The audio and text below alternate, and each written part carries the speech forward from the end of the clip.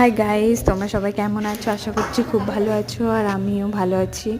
আর এই দেখো, এটা হচ্ছে মায়ের লাগেজ। মা যাবে মামার বাড়িতে একটা দাউরের বিয়েতে। আর একটা দিদি এই যে বিয়ে বাড়িতে চলে এসেছি। আর এখানে দেখো বড় বড় কুল হয়ে আছে, এটা কুল গাছ। তোমরা দেখতে পাচ্ছ কিনা জানি না ঠিকভাবে।